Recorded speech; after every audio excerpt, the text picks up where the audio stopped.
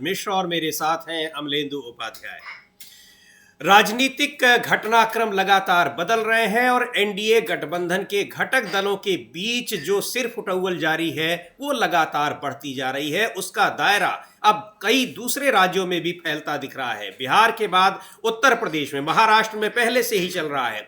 और इसके अलावा जब चुनाव हो रहे हैं, आने वाले दिनों में दिल्ली में चुनाव होने हैं, तो चुनाव से पहले मुद्दों की बात अब नहीं होती है, अब बात होती है बयानबाजी की। और बयानबाजी भी नहीं बल्कि अभद्र बयानबाजियों की, उसकी चर्चा हम करेंगे। और उस बयानबाजी को लेकर किस तरह से भारतीय जनता पार्टी एक बार फिर घिरी नजर आ रही है, भारतीय जनता पार्टी के नेता घिरे नजर आ रहे हैं, उसको लेकर चर्चा होगी आज के इस कार्यक्रम में। लेकिन पहले बात करते हैं कि किस तरह से बिहार के बाद जो राजनीतिक घटनाक्रम बदलते दिखाई पड़ रहे हैं, उनका असर अब दूसरे राज्यों में किस तरह से बढ़ता चला जा रहा है। खासकर उत्तर प्रदेश में एनडीए के घटक दलों के बीच, वहां एनडीए की सरकार है लेकिन एनडीए के घटक दलों के बीच जिस तरह से आपसी खींचतान चल रही है, एनडीए के पहले एक घटक दल अपना दल की तरफ से लगातार सरकार पर तमाम आरोप लगाते गए, उनके नेता, कैबिनेट मंत्री, और अभी भी लगा रहे हैं, गंभीर आरोप लगाए हैं। उसके बाद अब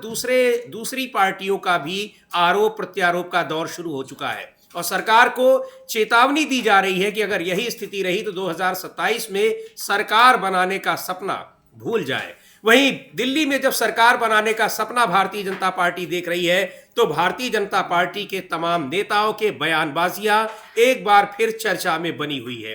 ताजा तरीन मामला कालकाजी से, दिल्ली में जो कालकाजी विधानसभा क्षेत्र है वहां से भारतीय जनता पार्टी के उम्मीदवार रमेश चंद्र बिधूड़ी, उन्होंने जिस तरह से बयान दिए हैं कांग्रेस पार्टी के नेताओं के खिलाफ, दिल्ली की मुख्यमंत्री के खिलाफ, कांग्रेस पार्टी की नेता प्रियंका गांधी के खिलाफ, उसे लेकर इस समय न केवल राजनीतिक पार्टियों में विरोध वाले स्वर सुनाई दे रहे हैं, आलोचना हो रही है, निंदा हो रही है, बल्कि गैर राजनीतिक लोगों की तरफ से भी आलोचना का शिकार होना पड़ रहा है। किस तरह से आतिशी के खिलाफ उन्होंने बयानबाजी की है उस पर हम लोग चर्चा करेंगे और दिखाएंगे आपको कि कैसे उस पर प्रतिक्रिया दी जा रही है। लेकिन गंभीर बात और महत्वपूर्ण बात यह भी है कि इस तरह की बयानबाजियों का भी समर्थन सोशल मीडिया पर दिखाई पड़ रहा है। भारतीय जनता पार्टी के नेताओं की तरफ से उसकी कोई निंदा नहीं की जा रही है, इस तरह के बयान देने वाले नेताओं के खिलाफ कोई कार्रवाई नहीं की जा रही है।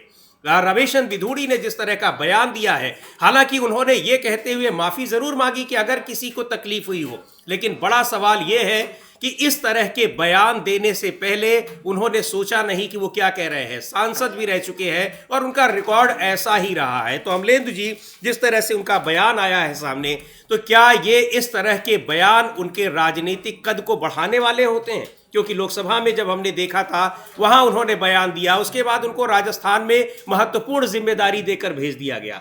अब उनको यहां से जब विधानसभा चुनाव में उम्मीदवार बनाया गया है तब वो बयान दे रहे हैं। बीजेपी के नेताओं की तरफ से उस पर कोई प्रतिक्रिया नहीं आ रही है। इसको क्या समझा जाए? हालांकि राजनीतिक दलों की तरफ से प्रतिक्रिया नहीं आ रही है बल्कि निंदा की जा रही है, न सिर्फ विधूड़ी की बल्कि भारतीय जनता पार्टी की। देखिए समीर जी, निंदा तो विपक्षी दलों ने अमित शाह के बयान की भी की थी, जो उन्होंने बाबा साहब डॉक्टर भीमराव अम्बेडकर के ऊपर दिया था, बिल्कुल जिस तरीके से अपमान किया था। लेकिन भारतीय जनता पार्टी की तरफ से उस पर कोई किसी तरीके की माफ़ी नहीं आई, अमित शाह ने भी कोई माफ़ी नहीं मांगी।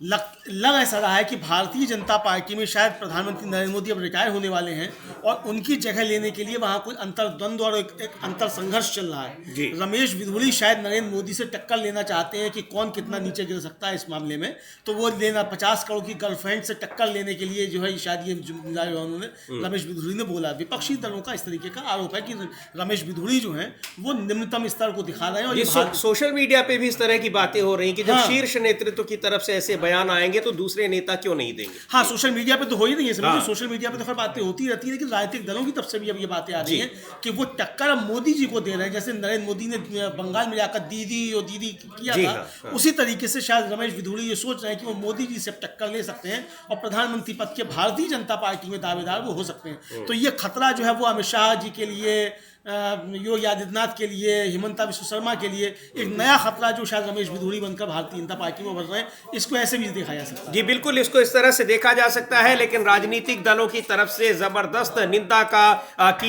की जा रही है इस तरह के बयानों की। एक बार सुनेंगे नई दिल्ली से कांग्रेस पार्टी के उम्मीदवार और पूर्व सांसद संदीप दीक्षित इस मुद्दे पर क्या कह रहे हैं। जिस तरह से रमेश चंद्र विधूड़ी ने बयान दिए हैं कांग्रेस पार्टी की नेता प्रियंका गांधी के खिलाफ और दिल्ली की मुख्यमंत्री आतिशी के खिलाफ, बहुत ही उन्होंने एक अभद्र भाषा का इस्तेमाल किया है, उसकी उन पर निंदा हो रही है। लेकिन ये कहकर उन्होंने हालांकि माफी जरूर मांगी है कि अगर किसी को ठेस पहुंची हो, लेकिन सवाल यह है कि अभद्र भाषा का किसी के प्रति आप व्यक्तिगत तौर पर किसी पर अगर इस तरह का आरोप लगाएंगे, या आरोप नहीं बल्कि आप टिप्पणी कर रहे हैं, तो फिर उससे किसी को ठेस क्यों नहीं पहुंचेगी। लेकिन ठेस पहुंचे या ना पहुंचे, ये आपके संस्कार को भी दिखाता है, जिसकी बात राजनीतिक दलों की तरफ से की जा रही है कि आखिर आप किस तरह से महिलाओं के प्रति इस तरह की टिप्पणी कर सकते हैं एक सार्वजनिक मंच पर, और वो भी तब जब आप खुद विधानसभा चुनाव में उम्मीदवार हैं। सुनते हैं क्या कहा है संदीप दीक्षित ने रमेश चंद्र विधूड़ी की इस टिप्पणी पर। तो जी वही बात कह रहे हैं संदीप दीक्षित भी कि आखिर भारतीय जनता पार्टी में जब शीर्ष नेताओं की तरफ से इस तरह के बयान आते हैं, तो जाहिर तौर पर जो छोटे नेता हैं, उनके बाद की जनरेशन के नेता हैं, वो भी इस तरह की बयानबाजी करेंगे ही।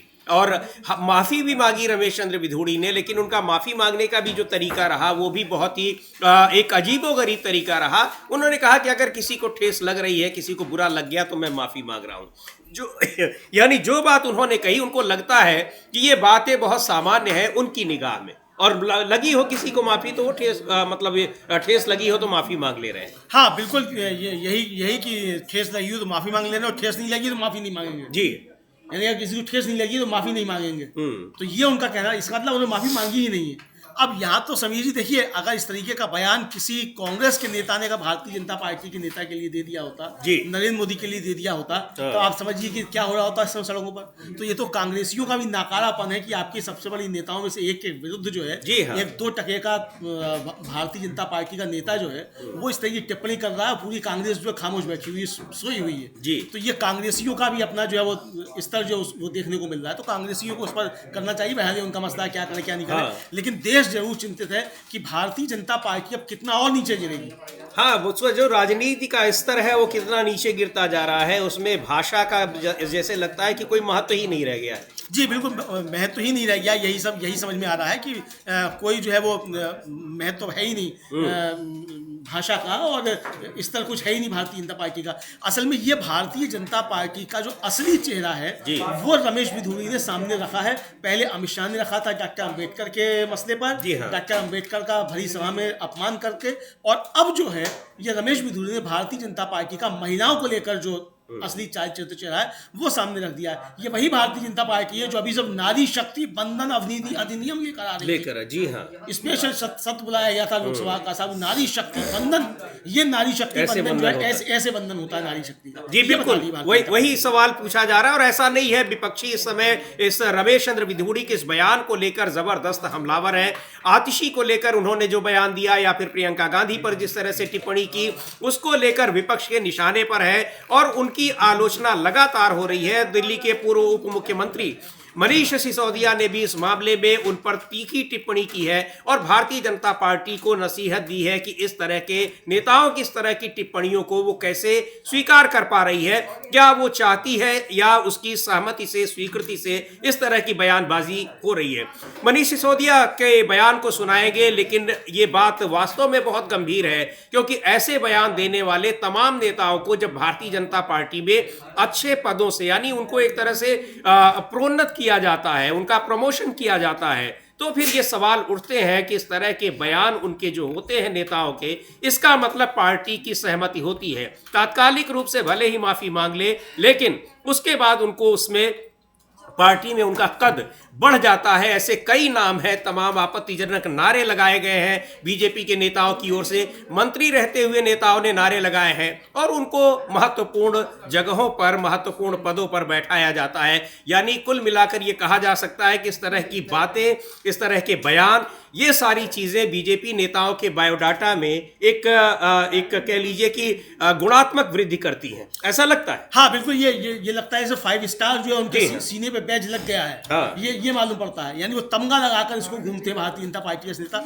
और देखिए समीर जी, भारतीय जनता पार्टी ने ऐसे लोगों को सम्मानित भी किया है। हाँ, इसीलिए आपको याद होगा कि मायावती जी के लिए दयाशंकर सिंह जो इस समय उत्तर प्रदेश में मंत्री है, उन्होंने किस तरीके का बयान दिया था। पहले उनको पार्टी से निकाला गया, फिर पार्टी में ले लिया गया और मंत्री भी हैं। जी हाँ। और सुशोभित कर रहे हैं भारतीय जनता पार्टी को। नरेंद्र मोदी के जर्सी गाय से लेकर के और कांग्रेस की विधवा तक, 50 करोड़ की गर्लफ्रेंड से लेकर दीदी और दीदी तक कितने वक्तव्य हैं जी। लेकिन भारत के प्रधानमंत्री बने हुए भारतीय जनता पार्टी के सबसे बड़े नेता हैं। तो अब नरेंद्र मोदी से यही टक्कर भारतीय जनता पार्टी के नेता लेते हैं कि देखते हैं कि कौन ज्यादा नीचे गिर सकता है इस मामले में। जी बिल्कुल। और सुनते हैं एक बार मनीष सिसोदिया को, किस तरह से उन्होंने रमेश चंद्र विधूड़ी की टिप्पणी पर प्रतिक्रिया दी है। लेकिन ये बात ये स्पष्ट है कि इस मुद्दे को लेकर दिल्ली विधानसभा चुनाव से ठीक पहले जो रमेश चंद्र विधूड़ी ने बयान दिए हैं महिला नेताओं के खिलाफ आम आदमी पार्टी की और कांग्रेस पार्टी की, वो एक बड़ा मुद्दा बनता चला जा रहा है। सुनते हैं पहले मनीष सिसोदिया को क्या कह रहे हैं।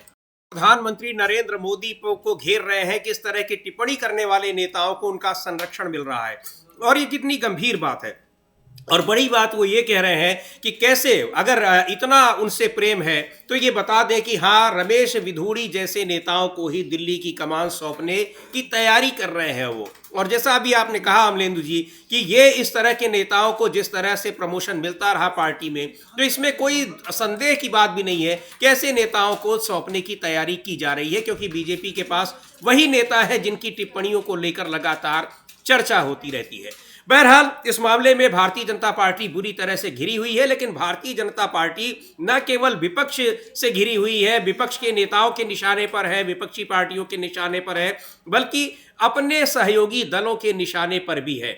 बिहार से जो राजनीतिक घटनाक्रम का जो सिलसिला शुरू हुआ वो आगे बढ़ता चला जा रहा है। हालांकि नीतीश कुमार के इंडिया गठबंधन में आने की जिस तरह की अटकलें लग रही थी, उन अटकलों को कुछ विराम देने की कोशिश की है, उस पर अभी लग रहा है कि विराम लगा है, क्योंकि तेजस्वी यादव जिस तरह से अब नीतीश को लेकर हमलावर हुए हैं, उससे यह लग रहा है कि नीतीश कुमार की अब दोबारा इंडिया गठबंधन में वापसी हो पाना शायद संभव ना हो। उसके पीछे तमाम राजनीतिक कारण बताए जा रहे हैं, और यह भी बताया जा रहा है कि अब नीतीश कुमार की राजनीतिक स्थिति जो भारतीय जनता पार्टी के लिए है, राजनीतिक हैसियत, वही इंडिया गठबंधन के लिए है। यानी दोनों ही गठबंधन उनको अब किसी तरह का उपयोगी नहीं समझ रहे हैं, ऐसा लग रहा है। हाँ समीर जी, ऐसा लग रहा है, या फिर ये हो सकता है कि दोनों गठबंधन नीतीश पर ये दबाव बना रहे हो कि वो अपनी कम क्षमता के साथ कम बार्गेनिंग पावर के साथ आए जी। बस अंतर इतना रहेगा कि नीतीश कुमार इंडिया गठबंधन में अगर आएंगे तो सम्मान के साथ रहेंगे, और भारतीय जनता पार्टी के साथ रहेंगे तो रोज अपमान का घूट पीकर रहेंगे। बस केवल अंतर इतना रहेगा।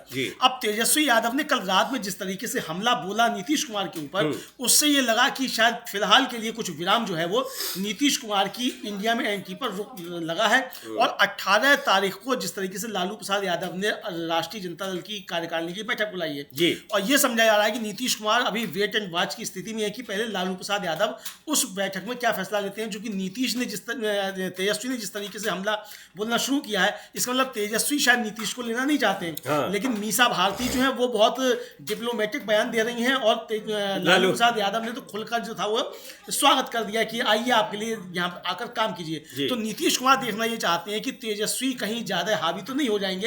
हो सकता है कि इसको लेकर कुछ अभी चल रहा हो, संशय हो उनके मन में। हालांकि सूत्रों के हवाले से खबर यह है कि नीतीश कुमार की लालू प्रसाद यादव के साथ अंदरूनी कोई बातचीत हो चुकी है, और मीसा भारती ने भी उसका संकेत दिया कि दोनों मित्र हैं, इशारों इशारों में कुछ बातें करते हैं। इसका मतलब कि इशारों इशारों में लालू और नीतीश के कुछ डील पक्की हो चुकी है, लेकिन तेजस्वी शायद उस डील में भी कोई अड़ंगा लगा रहे हैं। कल जो उन्होंने ट्वीट किया समीर जी वो काफी महत्वपूर्ण, कल रात में उन्होंने ट्वीट किया, उसके बाद भी किया, पहले कल वाले ट्वीट की अगर आप चर्चा करें तो ज्यादा बेहतर। जी बिल्कुल, कल ट्वीट किया है, और लगातार जो घटनाक्रम बदल रहे हैं उस पर हमारे साथी अविनाश भी कुछ जो नई खबरें हैं लेकर आए हुए हैं। पहले तेजस्वी के ट्वीट का जिक्र कर ले जो उन्होंने कल किया है। लिखा है उन्होंने कि 2005 से पहले किसी के पास चेहरा था, वो सवाल पूछ रहे हैं। 2005 के बाद सब बढ़िया चेहरा तो हम न लगवाए हैं जी, पहले कोई बोलती थी तो वो तो हम न सिखाए हैं जी।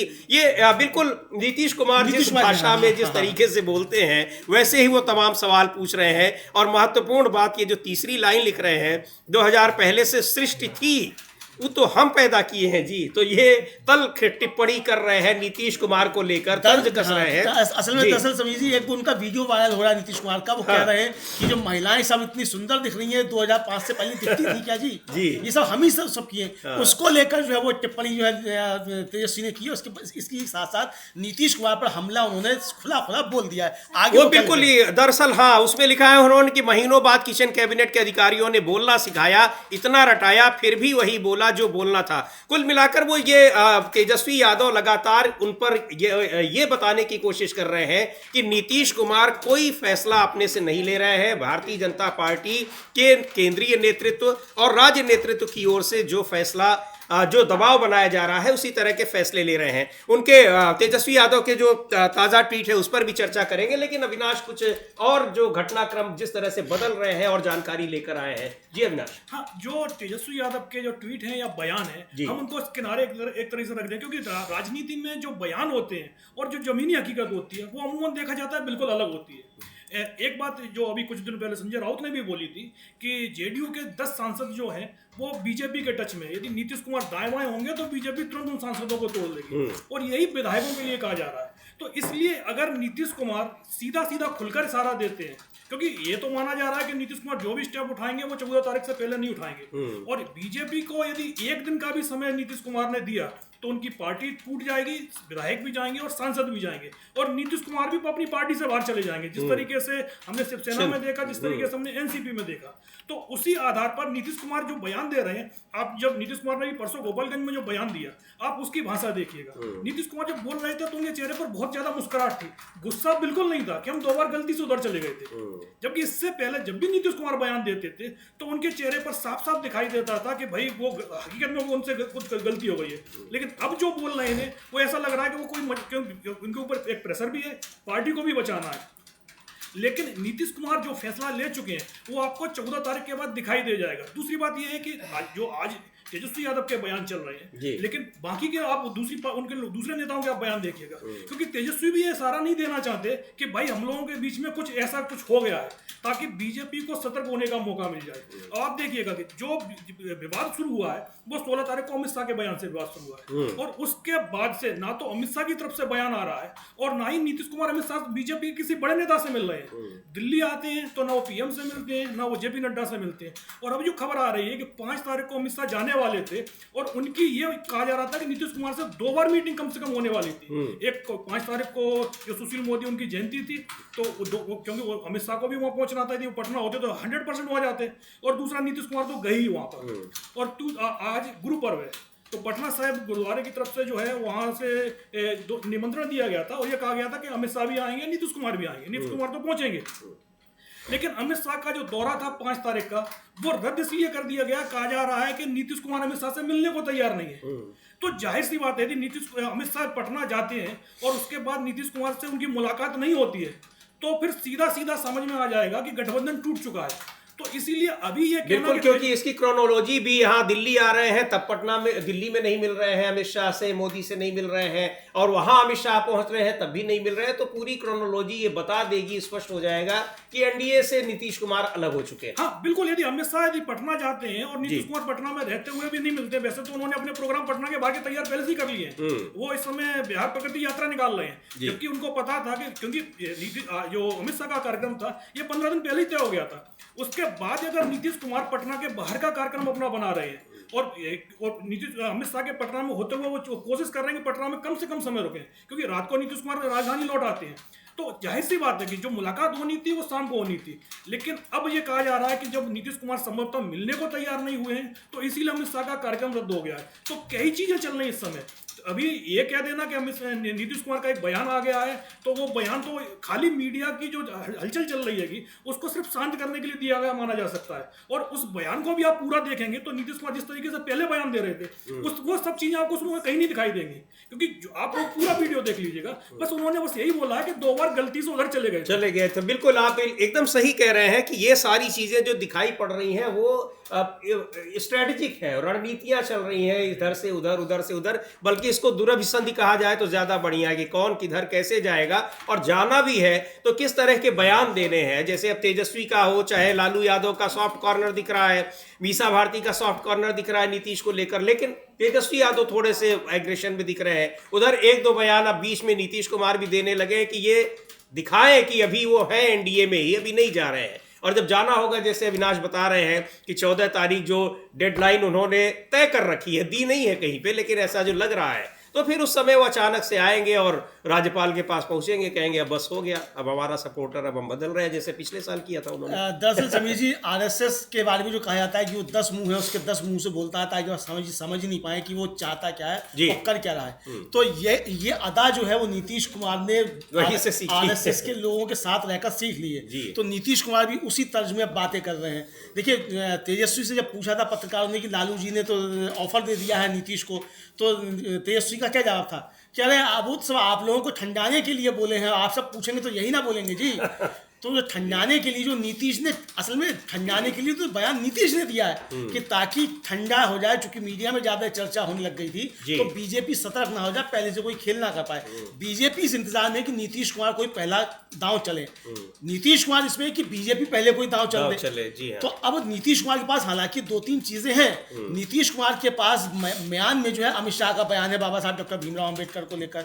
नीतीश कुमार के अब म्यान में जो है रमेश बिधूड़ी का बयान भी आ गया। फिर बिहार के साथ अन्याय का मामला भी आ जाएगा कि हम तो साहब मोदी जी के देखिए पैर तक छूते थे, लेकिन उन्होंने बिहार के साथ अन्याय किया नहीं, विशेष राज्य का दर्जा नहीं दिया और आर्थिक पैकेज नहीं दिया, ये सारी बातें करेंगे। इधर छात्रों के साथ जो हो गया, अब जो जिन पे आरोप लग रहा था कि वो बीजेपी के बी टीम बनकर वहां बैठे हुए हैं, 25-2.5 करोड़ की जिनकी बेनिफिट बैन की चर्चा है जी।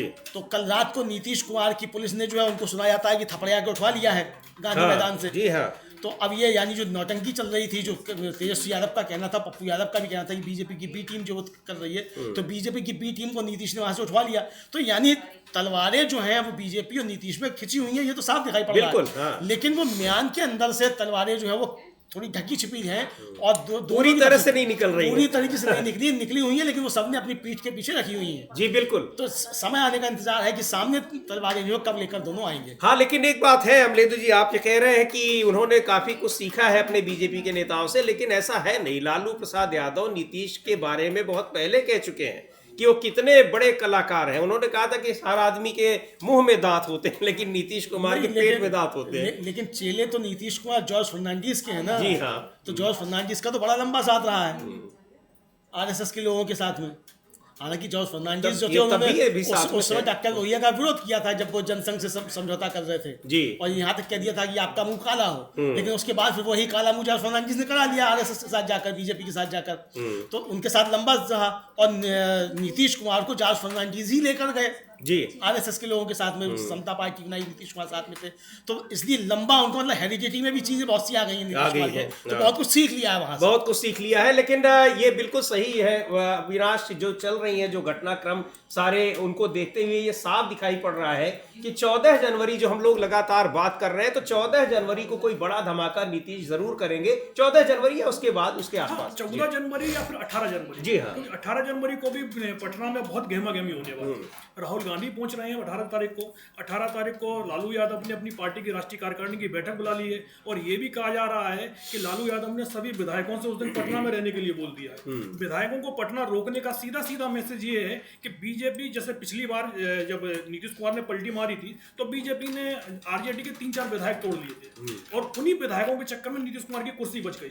और इसीलिए लालू यादव नहीं चाहते हैं कि 14 से 18 के बीच में कुछ भी हो, क्योंकि 14 तारीख के बाद से जैसे ही मान के चलिएगा कि स्थितियां बदलना शुरू होंगी, जो पटना में सारे विधायक आरजेडी के आ जाएंगे और उनको एक सेफ गेस्ट हाउस में रख लिया जाएगा।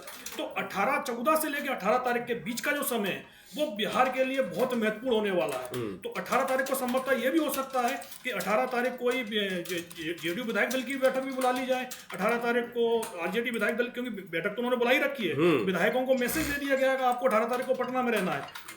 तो जाहिर सी बात है विधायक वहीं रहेंगे, तो तुरंत ही विधायक दल की तरफ से शपथ पत्र नीतीश कुमार को, जो समर्थन का पत्र है वो नीतीश कुमार को चला जाएगा। और जो अमलेंदु जी बोल रहे थे पटना लिफाफे वाला मामला, और नीतीश कुमार 2 लिफाफे लेकर राजभवन भी पहुंच जाए। इसमें पहला तो उनका इस्तीफे का हो, और दूसरी तरफ से वो कहें कि भाई आरजेडी की तरफ से हमको समर्थन पत्र है और हम दोबारा से सरकार बनाने का दावा भी पेश कर रहे हैं। हाँ, तो 18 तारीख को शपथ ग्रहण भी शाम तक हो जाए। तो इसीलिए सिर्फ और सिर्फ जो तेजस्वी यादव ने कहा कि भाई लालू यादव ने आपको ठंडाने के लिए बोला है, लेकिन हमको लग रहा है जो तेजस्वी यादव के ट्वीट चल रहे हैं वो सिर्फ बीजेपी को बरगलाने के लिए और मीडिया को ठंडाने के लिए चल रहे हैं। जी बिल्कुल। बाकी का पूरा जो खेल चल रहा है वो पर्दे के पीछे पूरा खेल लगभग सेट हो चुका है। आप देखिए जेडीयू के नेताओं के बयान जो पिछले दिनों लगातार आ रहे हैं, क्योंकि नीतीश कुमार को लालू यादव के जो न्योता दिया है उस पर ये 4 दिन लग जाते हैं ये बोलने के लिए कि भाई हम 2 बार उधर गलती से चले गए। और भाई आप जब इतना मामला गरमाया हुआ है तो आपको तुरंत बोलना चाहिए था। और उसके बाद अमित शाह का पटना नहीं जाना, तो कनेक्शन तो एक दूसरे से जुड़ते हुए साफ साफ दिखाई दे रहे हैं। तो इस समय कौन क्या बोल रहा है उससे ज्यादा महत्वपूर्ण ये है कि बिहार में चल क्या रहा है। बिल्कुल सही कह रहे हैं। और तेजस्वी का जो ताजा ट्वीट है उसको देखते हैं, उसमें किस तरह से वो नीतीश पर हमला कर रहे हैं। लेकिन बिल्कुल सही कह रहे हैं अविनाश की, किस तरह से चीजें बदल रही हैं। लेकिन ये सब जो बदल रही हैं ये सब रणनीति का ही खेल है। इसके पीछे जो चीजें हैं वो सारी चीजें तय हो चुकी हैं, और उसका जो चीजें तय हो चुकी हैं उसका परिणाम 14 जनवरी के आसपास, 14 से 18 जनवरी के बीच दिख जाएगा। और जो दिखना है वो चीजें पहले से स्पष्ट हो चुकी हैं। बहरहाल तेजस्वी ने अपने ताजा ट्वीट में लिखा हुआ है कि बेसुध है सरकार, बिहार में खून की बहार, दुर्गत यात्रा पर निकले सीएम, चंद दिनों की प्रमुख आपराधिक घटनाओं पर मुंह खोले। ये उन्होंने लगभग 150 घटनाओं का जिक्र किया है कि किस तरह से बिहार में कानून व्यवस्था की स्थिति है, किस तरह से वहां पर तमाम तरह की अराजकता फैली हुई है। उनके इस ट्वीट का मतलब है लगभग 150 घटनाओं का उन्होंने सिलसिलेवार तरीके से एक उसका उल्लेख किया है और बताया है कि इसका जवाब दे कि ये सब क्या हो रहा है, कोई सरकार यहाँ है भी या नहीं है, कौन सी सरकार काम कर रही है, और सरकार काम कर रही है तो क्या काम कर रही है। बीपीएससी के छात्र इतने दिनों से आंदोलन कर रहे हैं, उनकी कोई बात सुनने वाला नहीं है। नीतीश कुमार मुख्यमंत्री के तौर पर दिल्ली घूम रहे हैं, उसके बाद वो पटना भी पहुंचते हैं, लेकिन छात्रों से बातचीत करने का कोई रास्ता नहीं निकल रहा है। ऐसा क्यों हो रहा है? और उसके अलावा जो कानून व्यवस्था को लेकर इतने सारे जो उन्होंने घटनाओं का जिक्र किया है उस पर पूछा है कि ये जवाब कौन देगा। सीधे तौर पर उन्होंने कहा है कि सरकार इन सारी चीज़ों से उदासीन है। उसकी जो सरकार पर यानी नीतीश कुमार पर दबाव है भारतीय जनता पार्टी के नेताओं का, और भारतीय जनता पार्टी के नेताओं का दबाव इस तरह से काम कर रहा है कि नीतीश कुमार की सरकार, उसकी बदनामी हो, उसके खिलाफ एक एंटी इनकम्बेंसी तैयार हो, सत्ता विरोधी लहर तैयार हो, और भारतीय जनता पार्टी उससे अपने को पीछा छुड़ा ले। जी बिल्कुल समीर जी। और ये जिस तरीके से चल रहा है सॉरी माफ कीजिएगा, जिस तरीके से वहाँ प्रशांत किशोर जमे, हाँ, और प्रशांत किशोर के बारे में तेजस्वी ने भी आरोप लगाया और उन्होंने भी आरोप लगाया, पप्पू यादव ने भी कि बीजेपी की बी टीम है। और उन्होंने तो यहाँ तक पूछा जी अपने तेजस्वी ने कि भाई इनको राष्ट्रीय उपाध्यक्ष जेडीयू का अमित शाह ने बनवाया था, तो नीतीश कुमार बताएं कि इसको क्यों बनवाया था, तो क्या अब वो संबंध खत्म हो गए। और ये आरोप जिस तरीके से उनका आया कि सपोज उनकी वेनिटी वैन है वो बीजेपी के कोई नेता है उदय सिंह, उनके नाम पे कंपनी के नाम पे रजिस्टर्ड है, तो यानी भारतीय जनता पार्टी पीके को फाइनेंस कर रही है। ये चीजें वहां की मीडिया में चल रही है सामने, तो ये सब सामने आ गया। तो इसका मतलब समझिए कि ही अंदर खिचड़ी जो है वो जेडीयू और आरजेडी के बीच भी कुछ ना कुछ पक रही है। चूंकि नीतीश कुमार के ऊपर अब देखा जाए तो कांग्रेस अभी तक बिल्कुल भी हमलावर नहीं है, और अकेले तेजस्वी के अलावा आरजेडी के बाकी लोग भी नीतीश कुमार के ऊपर हमलावर होते हुए दिखाई नहीं पड़ रहे हैं। मीसा भारती कह रही है कि वो उनके पिताजी यानी लालू प्रसाद यादव और चाचा जी नीतीश कुमार मित्र हैं और वो इशारों में बात करते हैं, तो वो इशारों में कुछ बात कर रहे होंगे।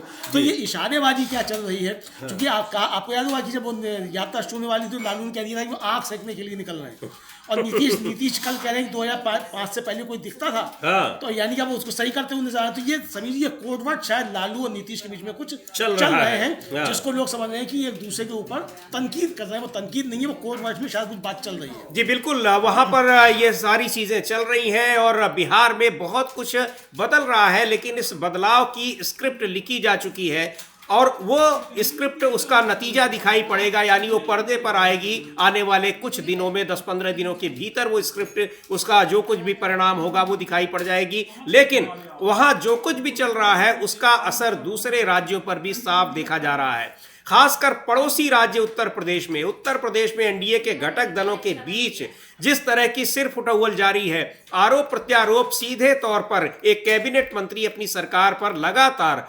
आरोप लगा रहे हैं। प्राविधिक शिक्षा मंत्री आशीष पटेल जो अपना दल के नेता हैं, उनकी पत्नी भी केंद्र में मंत्री हैं। एनडीए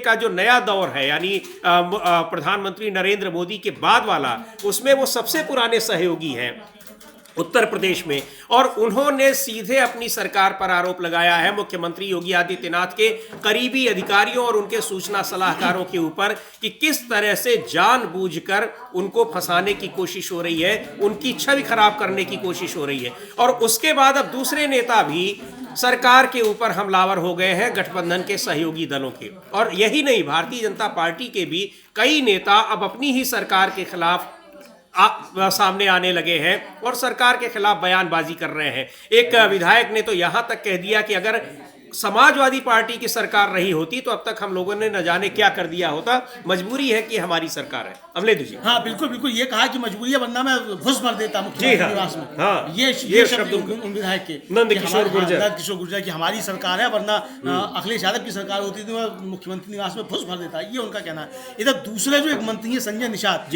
उन्होंने तो समिति साफ साफ कह दिया है कि अगर भारतीय जनता पार्टी में विभीषण इसी तरीके से रहे तो ये 2027 का चुनाव जो है वो भारतीय जनता पार्टी हार जाएगी। ये जो है कहना है उनका,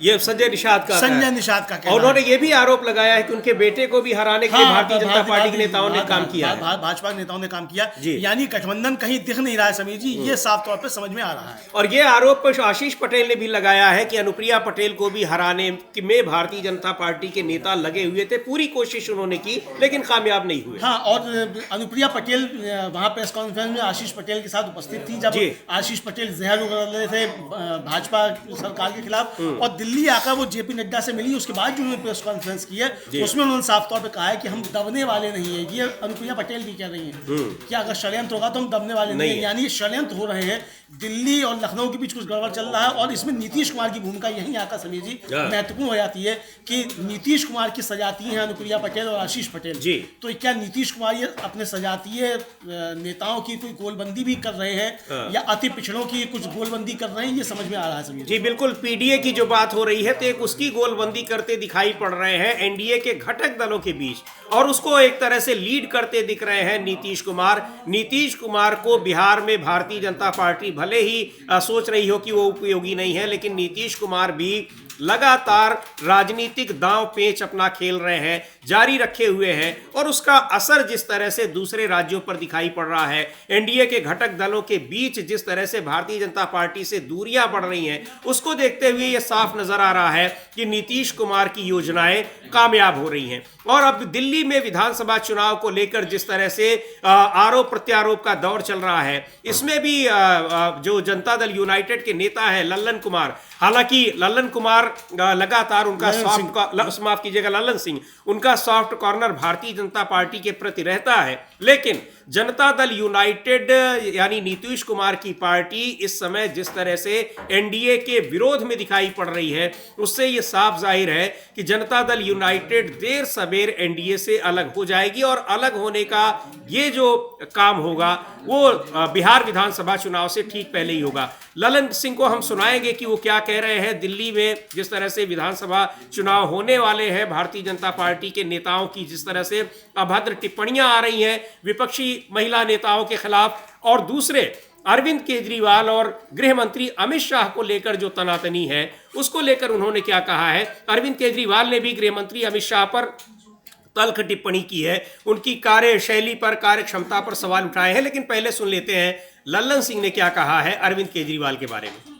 जनता दल यूनाइटेड के नेता हैं, मंत्री हैं, और लल्लन सिंह, उनको ये विश्वास है कि दिल्ली में एनडीए की सरकार बनेगी। हालांकि जनता दल यूनाइटेड का कोई बहुत स्टेक नहीं है दिल्ली में, लेकिन फिर भी वो उम्मीद जता रहे हैं और ये भी बताने की कोशिश कर रहे हैं कि भारतीय जनता पार्टी और जनता दल यूनाइटेड के बीच सब कुछ ठीक ठाक है। यानी बिहार में जो कुछ चल रहा है उसका असर दिल्ली पर न पड़ने पाए, वो ये दिखाने की कोशिश कर रहे हैं। लेकिन बहुत सारी चीजें हैं जो छिपाने से नहीं छिपती हैं। चाहे कितनी भी रणनीति बन रही हो, रणनीति तैयार हो और ऊपर से जो बयानबाजी दिखाई पड़ रही हो उसमें अंतर दिखाई पड़ रहा हो, लेकिन समझ में आ जाता है कि हो क्या रहा है। और बिहार में इस समय बहुत कुछ हो रहा है, या यूं कहें कि हो चुका है, जिसका नतीजा 14 जनवरी के बाद दिखाई पड़ने वाला है। अमलेंद्र जी। जी बिल्कुल, 14 जनवरी के बाद इसका नतीजा कुछ ना कुछ सामने आएगा और इसकी तैयारियां चल रही हैं। अब देखिए कितना ठहर ठहर के लल्लन सिंह भी बोल रहे हैं। हालांकि लल्लन सिंह के बारे में ये चर्चा चल रही थी कि वो मोदी जी से बहुत नज़दीक हो गए हैं अब। हालांकि उनका वो लोकसभा में बाहें चढ़ाकर अमित शाह को धमकाते हुए वीडियो भी बीच बीच में वायरल हो जाता है। लेकिन अभी चर्चा ये चल रही थी कि वो मोदी जी के काफ़ी ज़्यादा नज़दीक हो चुके हैं। लेकिन जिस तरीके से अभी ये बात कर रहे हैं, अटक अटक कर बोल रहे हैं, तो इससे भी संकेत मिल रहा है कि लल्लन सिंह भी जो है वो मोदी जी के साथ नहीं है, नीतीश कुमार के साथ ही दिखाई पड़ रहे हैं और अभी बातें कर रहे हैं। तो ये सब तैयारियां जो है वो खिचड़ी पकने की समझी जा रही है समीर जी। बिल्कुल, 14 जनवरी से पहले की, और नतीजा उसका दिखाई पड़ने वाला है 14 जनवरी के बाद। लेकिन एक महत्वपूर्ण बात यह है कि तमाम मुद्दों पर और जो राजनीतिक घटनाक्रम हो रहे हैं, चाहे बिहार का मुद्दा हो या फिर गृहमंत्री अमित शाह के बयान का मुद्दा हो राज्यसभा में, उन्होंने जो बाबा साहब डॉक्टर भीमराव आंबेडकर के बारे में दिया, इस समय विपक्षी दलों के निशाने पर सबसे ज्यादा कोई नेता है तो अमित शाह है, प्रधानमंत्री से भी ज्यादा। और इस समय दिल्ली में खासतौर पर अरविंद केजरीवाल के निशाने पर सबसे ज्यादा गृह मंत्री अमित शाह है। ऐसा क्यों है बताते हैं, लेकिन पहले देखते हैं कि गृह मंत्री पर किस तरह से निशाना साधा है अरविंद केजरीवाल ने। आज एक ट्वीट उन्होंने किया है जिसमें उन्होंने प्रधानमंत्री से अपील की है कि अपना गृह मंत्री ही बदल दें। अरविंद केजरीवाल लिखते हैं कि अमित शाह जी कृपया इसे रोकिए, आप लोगों ने दिल्ली का क्या हाल कर दिया, कुछ तो कीजिए। प्रधानमंत्री जी, अगर अमित शाह जी से नहीं हो पा रहा तो कोई काबिल गृह मंत्री दीजिए जो दिल्ली वालों को सुरक्षा दे सके।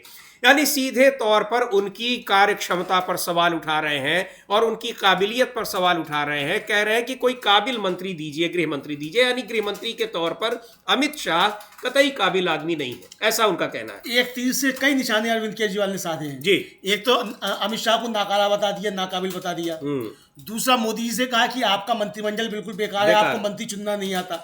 तीसरा, ये भी बता दिया कि दिल्ली की सुरक्षा व्यवस्था जो है वो अमित शाह के हवाले है, मोदी जी के हवाले है और ये दिल्ली को नहीं संभाल पा रहे। यानी एक तीर से अरविंद केजरीवाल ने कई निशाने संभाल और ये भी बताना चाह रहे हैं कि प्रधानमंत्री की मजबूरी क्या है कि अगर वो काबिल नहीं है फिर भी बनाए हुए हैं। तो इसका मतलब कि प्रधानमंत्री की कोई नस जो है वो अमित शाह के पास दबी हुई है, ये बताना चाह रहे हैं अरविंद केजरीवाल। तो यानी समझिए प्रधानमंत्री नरेंद्र मोदी और भारतीय जनता पार्टी अमित शाह पर सीधे सीधे हमले करने में अरविंद केजरीवाल कतई चूक नहीं रहे। लेकिन इस चूक के साथ साथ जो भारतीय जनता पार्टी के पुराने सहयोगी समझे जाते थे और लोकसभा में और राज्यसभा में सारे बिल पास करवाया करते थे, नवीन पटनायक, उनकी पार्टी बीजू जनता दल आज उड़ीसा में जी हाँ जबरदस्त प्रदर्शन भारतीय जनता पार्टी के खिलाफ कर रही है। समीर जी, ये एक और नई खबर है। जी बिल्कुल, उस खबर पे भी चलते हैं, लेकिन अभी तुरंत एक खबर आ रही है कि पटना में प्रशांत किशोर जो जन स्वराज पार्टी के नेता हैं, बीपीएससी छात्रों के समर्थन में पिछले 4 दिन से आमरण अनशन पर बैठे थे। आज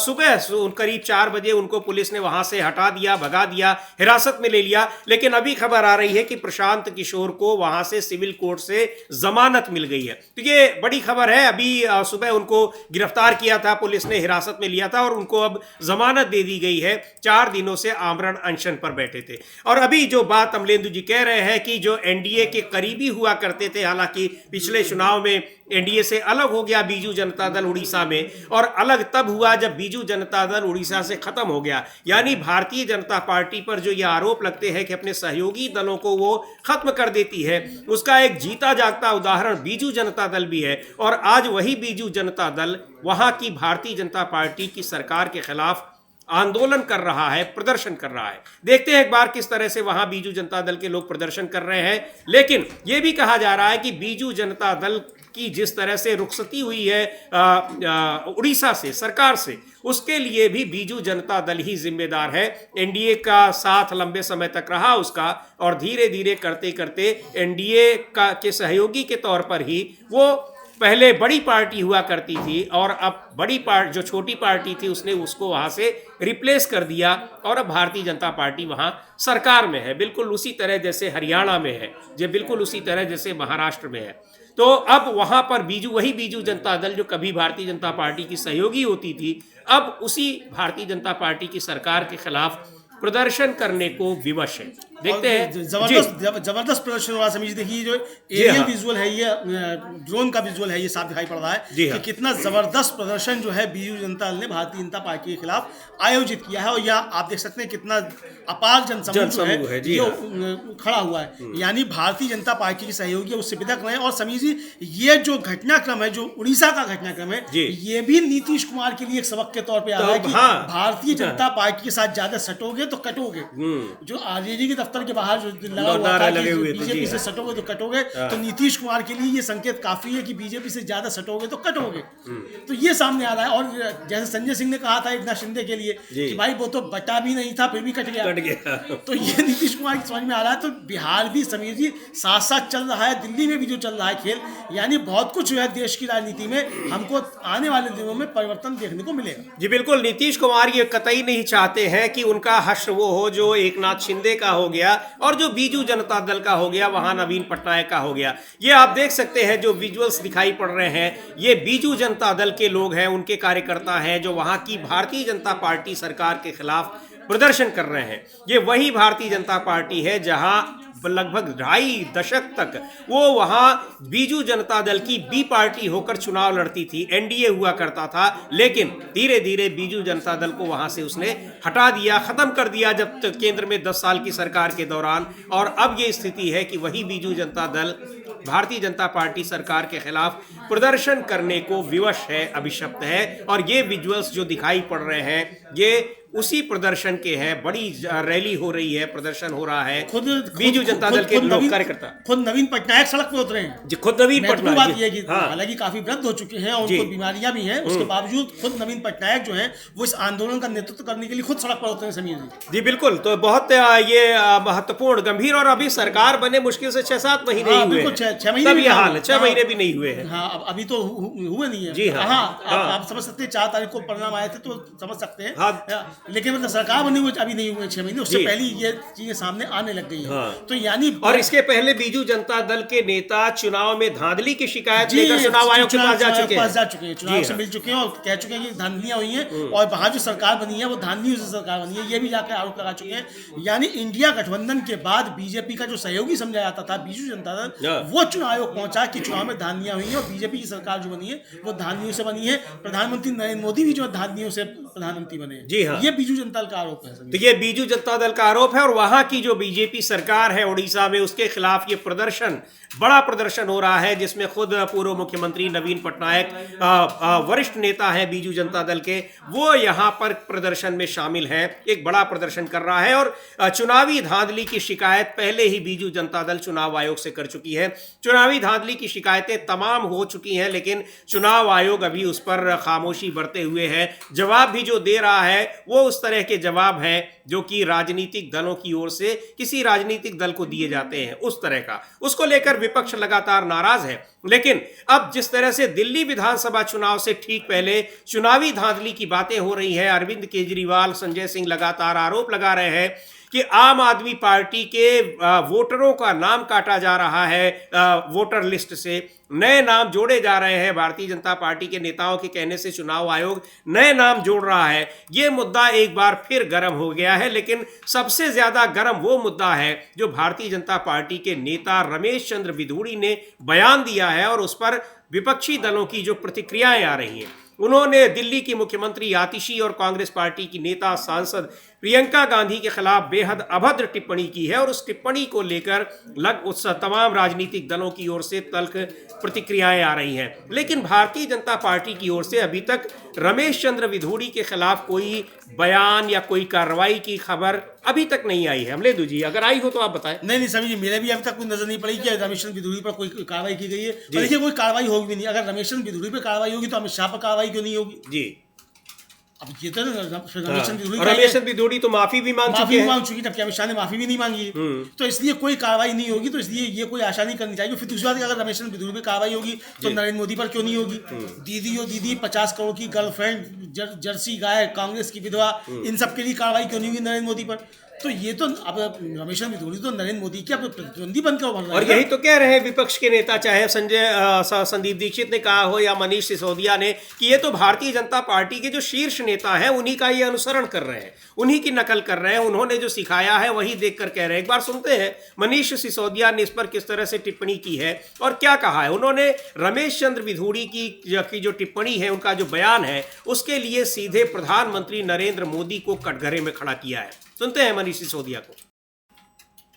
तो बड़े आरोप मनीष सिसोदिया ने लगाए हैं और प्रधानमंत्री नरेंद्र मोदी को सीधे तौर पर घेर रहे हैं कि वो अगर रमेश चंद्र बिधूड़ी की इन टिप्पणियों से इत्तेफाक रखते हैं तो अब वो सीधे दिल्ली की जनता को बताएं कि दिल्ली में जीतने के बाद, जो जीतने का सपना पाले हुए हैं, जीतने के बाद किन लोगों के हाथों में दिल्ली की सरकार सौंपने जा रहे हैं। हालांकि भारतीय जनता पार्टी ने अभी किसी को अपना नेता नहीं बनाया है, किसके फेस पर चुनाव लड़ा जाएगा, क्योंकि जब भी फेस पर चुनाव लड़ी है उसको जबरदस्त मुंह की खानी पड़ी है, चुनाव में हार का सामना करना पड़ा है, इसलिए अभी तक कोई फेस तो नहीं प्रोजेक्ट किया है। लेकिन जिस तरह से मनीष सिसोदिया कह रहे हैं कि उनको बताना चाहिए कि हमारे पास ऐसे नेताओं की ही फौज है जिनके भरोसे हम दिल्ली की सरकार सौंपना चाहते हैं और दिल्ली की सरकार को, दिल्ली की जनता को उसी के भरोसे हम सौंपना चाहते हैं।